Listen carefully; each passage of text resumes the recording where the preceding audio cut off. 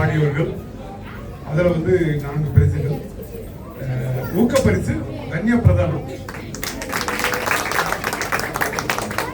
3ஆம் பரிசு சக்தி பத்மஸ்ரீ.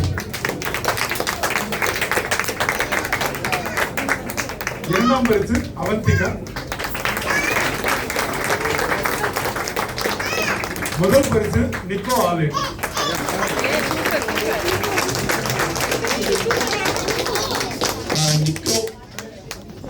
நிக்கோ ஆலினுக்கு நான் பேசுறது மட்டும் ஏன் சத்தம் கேட்குது?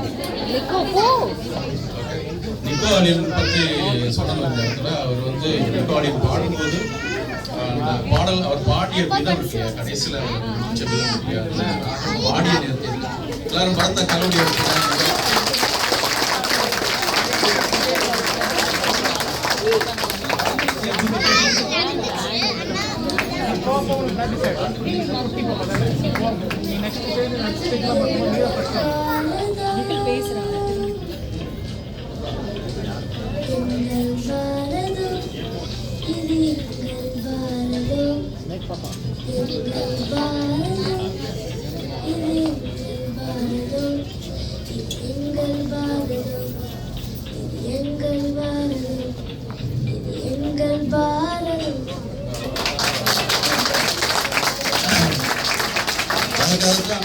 அதற்காகத்தான் அவருக்கு முதல் பரிசு கொடுத்துருக்கோம். அது அந்த பாடல் எல்லாருமே ரொம்ப சிறப்பாக பாடினாங்க. ரொம்ப உணர்ந்து பாடுவதோடு மட்டும் இல்லாமல் அந்த பாடலை பாடிய விதத்தில் அந்த பாடலில் இருக்கக்கூடிய அந்த வேரியேஷன் ரொம்ப முக்கியமானது.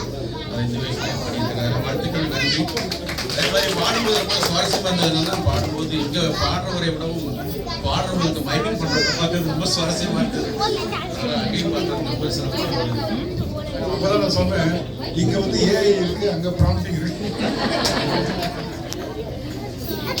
அதாவது முழுமையாகவே நாங்கள் ரொம்ப ரசித்து இந்த ஒவ்வொரு நிகழ்ச்சியுமே பண்ணிட்டு இருந்தோம். இடையிடையில் நாங்கள் பேசிட்டு இருந்தோம். அதில் இருக்கக்கூடிய சுவாரஸ்யமான சம்பவங்களை நாங்கள் பகிர்ந்துக்கிட்டோம். அதனால் இந்த மாலை இந்த ஒரு நடுவர் பொறுப்பு அப்படிங்கிறத வந்து ஒரு பொறுப்பாக எடுத்துக்காம ஒரு இலக்கு